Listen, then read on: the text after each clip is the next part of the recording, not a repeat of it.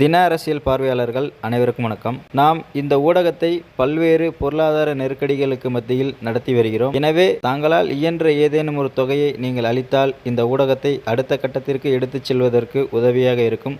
எனவே வாய்ப்பிருப்பவர்கள் தங்களால் இயன்ற தொகையை கொடுக்கவும். நன்றி. தின அரசியல் பார்வையாளர்கள் அனைவருக்கும் வணக்கம். இன்னைக்கு நம்ம எது சம்பந்தமா பார்க்க போறோம் கேட்டீங்கன்னா, கடந்த சில தினங்களுக்கு முன்பு நீட் தேர்வு வினாத்தாள் கசிவை தொடர்ந்து அந்த துறையினுடைய அமைச்சர் திரு தர்மேந்திர பிரதான் அவர்கள் பதவி விலகணும் அப்படிங்கிற கோரிக்கையை முன்வைத்து டெல்லியில் இந்த சிஜேபி கட்சியினர் போராடினாங்க. அவருடைய தொடர் போராட்டத்தினுடைய வெற்றியாக அந்த துறையினுடைய அமைச்சர் பதவியை ராஜினாமா பண்ணிட்டாரு. இப்ப இவருக்கு ஆதரவாக தமிழ்நாட்டில் போராடினாங்க. அதாவது இந்த சிஜேபி கட்சியினருக்கு ஆதரவா இந்த போராட்டத்தை எப்படியாவது தாவேகாவுக்கு எதிராக மாத்தி விடணும்னு சொல்லிட்டு ஒரு சில நபர்கள் அங்க வேலை பார்த்தாங்க. யார் அந்த நபர்கள், எதற்காக இந்த வேலையை செஞ்சாங்க, அதற்கு பின்னாடி இருக்கக்கூடிய அரசியல் என்ன அப்படிங்கிறத பத்தி தான் இந்த வீடியோல பார்க்க போறோம். வாங்க பார்க்கலாம்.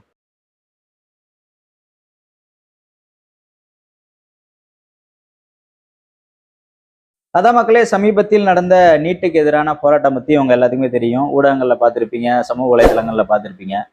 இப்ப இந்த நீட்டை எதிர்த்து டெல்லியில் போராடிய மாணவர்களுக்கு ஆதரவாக இங்க தமிழ்நாட்டிலும் கூட ஒரு சில அமைப்பினர் போராடினாங்க. அந்த போராட்டத்தில் ஒரு சில நபர்கள் உள்ள இறங்கி இந்த போராட்டத்தை எப்படியாவது தாவேகாவுக்கு எதிராக மாத்தி விடணும்னு சொல்லிட்டு ஒரு சில விஷமத்தனமான வேலைகளை பார்த்தாங்க. அதுல குறிப்பா அந்த ஜென்சி டிஎம்கே அந்த நபரை கூட சுட்டி காட்டியிருப்பாங்க. அதாவது அந்த போராட்ட குழுவின் ஒருங்கிணைப்பாளராக இருந்த ஒரு இஸ்லாமிய சகோதரர் ஒரு ஜென்சி டிஎம்கேவோட ஆளை காட்டி, அதாவது கட்சியோட ஸ்கோரை இங்க பண்ணாதீங்க, ஆல்ரெடி இந்த போராட்டத்துக்கு பல்வேறு சாயங்களை பூசிக்கிட்டு இருக்காதீங்க, அதுக்கு நீங்களும் வழி வைக்காதீங்க அப்படிங்கிற மாதிரி சொல்லுவாங்க. அதுக்கப்புறம் அந்த ஜென்சி டிஎம்கேவை சார்ந்த நபர்களும் அந்த ஜூலிங்கிற அந்த லேடியும் எழுச்சி வெளியே போயிடுறாங்க. அதான் மக்களே, நீட் தேர்வு என்பது யாரால் கொண்டு வரப்பட்டது, இன்னைக்கு யார் அதை எதிர்த்து போராடிட்டு இருக்காங்கன்ற ஒரு வரலாறு தெரிஞ்சாதான் திமுக செய்த துரோகங்களை நம்ம தெரிஞ்சுக்க முடியும். அதான் மக்களே, இந்த நீட் தேர்வு என்பதை கொண்டு வந்ததே திமுக காங்கிரஸ் கூட்டணி தான். அதாவது கொண்டு வந்தது காங்கிரஸ். அதை அன்னைக்கு எதிர்க்காம இப்ப இன்னைக்கு எதிர்த்துட்டு இருக்காங்க. அன்னைக்கு எதிர்த்து தான் அந்த பிரச்சனையே கிடையாது. 2010 தான் இந்த நீட் தேர்வுக்கான அரசாணையை வெளியிடுது காங்கிரஸ் அரசு, டிசம்பர் மாதம்.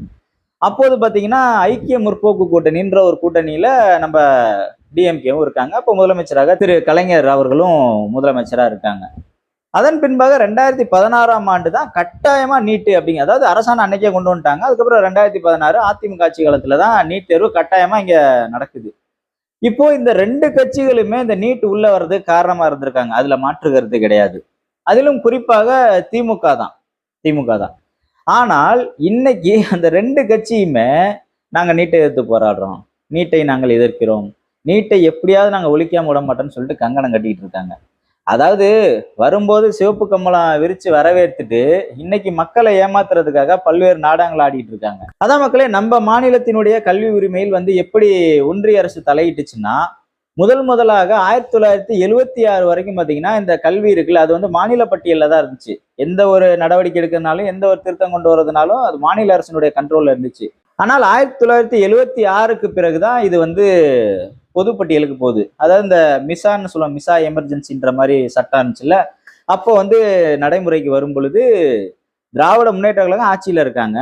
அப்பொழுது இந்த மாநில பட்டியலில் இருந்த கல்வி உரிமையை பொதுப்பட்டியலுக்கு கொண்டு போறாங்க நம்ம காங்கிரஸ் அரசாங்கம்.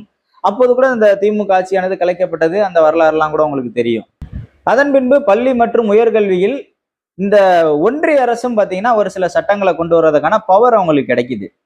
அதன் பின்பாக 1980 பாத்தீங்கன்னா மறுபடியும் திமுக காங்கிரஸ் கூட்டணி வைக்கிறாங்க. அப்பதான் ஐயா கலைஞர் அவர்கள் பாத்தீங்கன்னா நேருவின் மகளே வருக, நிலையான ஆட்சி தருக அப்படின்ற மாதிரி எல்லாம் முன் வச்சாங்க. இதுல நம்ம நல்லா புரிஞ்சுக்க வேண்டிய ஒரு பாயிண்ட் என்னன்னா, இதன் பின்பாக 2003 2013 வரை காங்கிரஸ் அமைச்சரவையில் திமுக பங்கேற்றாங்க. அப்போது கூட இந்த பொதுப்பட்டியலுக்கு போன கல்வி உரிமையை மாநில பட்டியலுக்கு கொண்டு வரணும்னு ஒரு நடவடிக்கை எடுக்கல, அமைச்சரவையில் இருந்தாங்க. இப்படி பல்வேறு உரிமைகளை ஒன்றிய அரசுக்கு பறிகொடுத்தது பார்த்தீங்கன்னா காங்கிரஸ் திமுக ஆட்சியில தான் நடந்திருக்கு. கச்சத்தீவு பிரச்சனையே அப்படிதான். 1974 ஒப்பந்த அடிப்படையில் கச்சத்தீவை இலங்கையை கொடுக்குறோம். அதன் பின்பாக மொத்தமா இலங்கை எடுத்துக்கிட்டாங்க கச்சத்தீவை. அப்புறம் பாத்தீங்கன்னா கச்சத்தீவை நாங்க மீட்போம் அப்படின்னு ஒரு நாடகம் ஆடுவாங்க. சரி மக்களே, இப்ப நம்ம நீட்டுக்கு வருவோம். நீட்டுல இருந்து எப்படி நம்ம விலக்கு பெறுறது, நம்ம அதை தெரிஞ்சாதான் நீட்டை எதிர்த்து நம்ம எப்படி போராடணும்னு நம்ம தெரிஞ்சுக்க முடியும். அதான் மக்களே, நீட்டை வந்து நம்ம ஒழிக்கணும் அல்லது நம்ம மாநிலத்துக்கு மட்டும் நம்ம விலக்கு வாங்கணும் அப்படின்னா இந்த பாராளுமன்றத்தில் இருக்கக்கூடிய 2 அவைகள் இருக்கு, மேலவை கீழவை 2 அவைகள் இருக்காங்க. அந்த 2 அவையிலையுமே தீர்மானம் நிறைவேற்றணும். தீர்மானம் நிறைவேற்றி குடியரசுத் தலைவரோட ஒப்புதல் வாங்கி அட்டவணை 7ல் சட்டமாக்கினால்தான் நீட் தேர்விலிருந்து நாம் விலக்கு வாங்க முடியும். இது ஒரு பெரிய ப்ராசஸ். இதற்கு வந்து நாடாளுமன்றத்தில் வந்து நமக்கு மெஜாரிட்டி இருக்கணும், நமக்கு நிறைய பேர் சப்போர்ட் பண்ணணும், இவ்வளவு விஷயங்கள் இருக்கு. ஆனா இதெல்லாம் தெரிஞ்சுமே திமுக திட்டமிட்டு வந்து ஒரு நாடகத்தை அரங்கேற்றிட்டே இருக்காங்க. போராடுனா வந்து நம்ம நீட்டை ஒழிச்சிடலாம். அப்ப 5 வருஷம் நீங்க ஏங்க போராடல? எத்தனை இடத்துல 5 வருஷத்துல எத்தனை இடத்துல நீங்க நீட்டுக்கு எதிராக போராடி இருக்கீங்க சொல்லுங்க பார்ப்போம். கிடையவே கிடையாது. அதே போல் இந்த 5 ஆண்டுகளில் அதிமுக பல்வேறு மாநில உரிமைகளை வந்து விட்டு கொடுத்தாங்க. அவங்க விட்டு கொடுத்த எந்த ஒரு மாநில உரிமையை வந்து நீங்க மீட்டுட்டு வந்திருக்கீங்க? கிடையவே கிடையாது.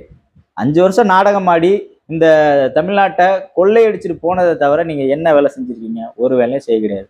இன்னொன்று மக்களே, ஒரு சில நபர்கள் என்ன சொல்றாங்க, நம்ம போராடுனா எப்படியாவது நீட்ல இருந்து விலக்கு வாங்கிடலாம், மெரினாவை நீங்க திறந்து விடுங்க, அதெல்லாம் நம்ம போராடி நம்ம நீட்ல இருந்து நம்ம விலக்கு வாங்கிக்கலாம் அப்படிங்கிற மாதிரி சொல்றாங்க. அதான் மக்களே, ஒன்று நல்லா புரிஞ்சுங்க. டெல்லியில் போராடிய மாணவர்கள் நீட் வேணான்னு போராடல, அதை தயவு செஞ்சு புரிஞ்சுங்க. நீட்ல வந்து இப்படி குளறுபடிகள் நடந்திருக்கு, எனவே அந்த துறையை சார்ந்த அமைச்சர் பதவி விலகணும், நீட்டை வந்து ஒழுங்கா நடத்தணும்னு தான் அவங்க போராடினாங்க. அவங்க நீட்டு வேணான்னு போராட கிடையாது. ஆனா நம்ம நீட்டே வேணான்னு சொல்லி போராடிட்டு இருக்கோம். இந்த வித்தியாசம் முதல்ல நீங்க புரிஞ்சுக்கணும். அதுக்கப்புறம் தான் நம்ம பேசக்கூடிய அரசியல் உங்களுக்கு தெரியும். ஏன்னா இப்படி இருக்கும் சூழ்நிலையில் போராடி நீட்டை நம்மால் ஒழிக்க முடியாது.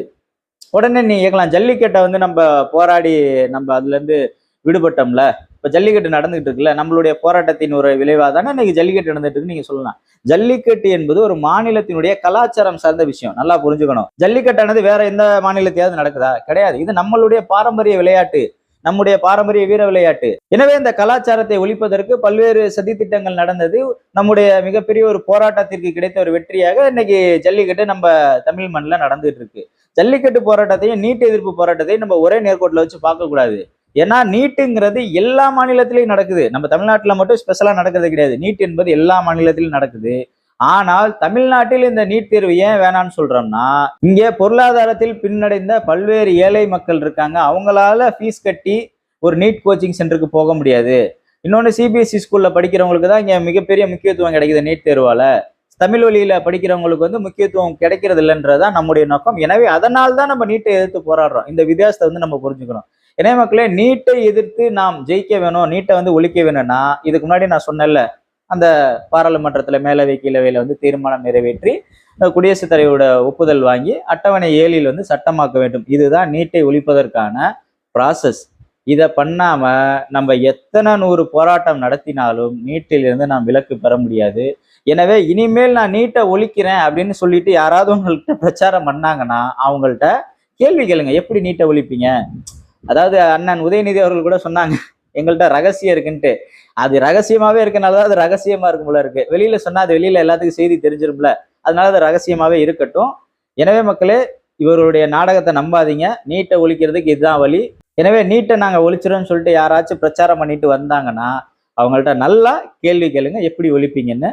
நன்றி, வணக்கம்.